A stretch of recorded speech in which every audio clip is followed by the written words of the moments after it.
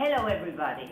The day has arrived because almost 3 years ago, 155 students with the same vocation worked together in spite of the differences in the middle of such a big crisis as the one we have nowadays. Taking advantage of the speech that Alex De la Iglesia did in the Goya ceremony, we want to adapt it to call your attention about the teaching reality nowadays. We want to start this speech congratulating those ones who have taken part in our way to become teachers.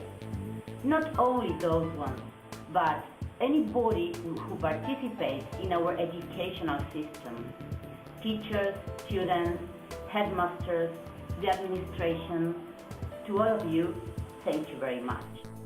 It seems that we arrive here today separated, with pretty different points of view about vital issues. This is the result of everyone's fight for their own convictions. And that's all, because we are all fighting for the same reason, the defense of the public education. I want to congratulate and please every one of the teachers of this country for working together in the difference and also in the disagreements. We make a lot of noise, but this time it's not about nothing. It's really difficult to contrast our ideas with other ones, and the truth is that we have never achieved to analyze the ideas clearly. Discussion is not in vain, it's not frivolous, and it is not hasty.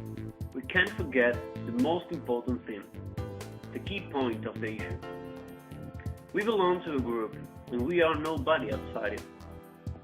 Real learning is not completely carried out until a pupil is enabled to put it into practice in real life and be self-governing. The essence of school is defined by two concepts, the teacher who teaches and the pupils who learn. It said I brought about a crisis, which in Greek means change, and change is action. We are in a no-return point, and it's time to take action. There is no withdrawal. The future of the rising generations will depend on the decisions we take in the present. What was right before, it isn't right anymore. The rules have changed. 20 years ago, those who worked as teachers would have never imagined that something called internet would stir up the school. This way, children don't only learn at school, but each day students use internet more, and we should take advantage instead of condemn it. Internet is not the future, as some teachers want to think. Internet is the present. Internet is a way of communication, of sharing information and entertainment, and a way of sharing culture. It's used by hundreds of millions of people. Internet is part of our lives, and it's also a new window that shows us the world. Children who use internet are not rebels or captivated by it, but they are children who explore all the resources that they find because they have curiosity. It's their nature. They are children nowadays, they are our pupils. All those students whose attention we have lost, since at the back of their minds they are thinking of going home and connect to the internet. We are not afraid of the internet, because internet is actually the solution of our problems. We'll only be able to improve the educational system if we change first.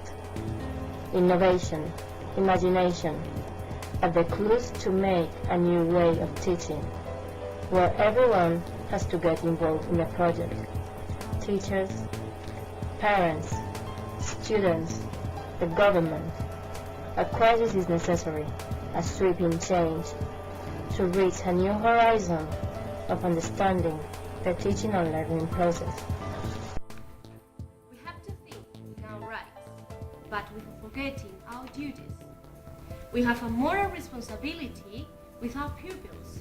We cannot forget the essential point. We educate because the society demands it, and we should be thankful for that. The achievements and successes that we have already reached are the really evidence that we are very conscious of the importance of the education. In addition to that, we have to mention all the teachers that ever work for the education. Now, in my last year at university and about to become a primary school teacher soon, I would like to point out to all teachers one thing. Who cares if our students spend all day on the internet?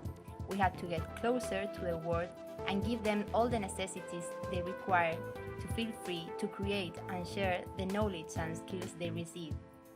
We, as teachers, educate and pass on knowledge, create links with the real world so that our students can communicate within them. We are so many professionals involved in this task, and we must keep up the privilege that society offers through these new technologies.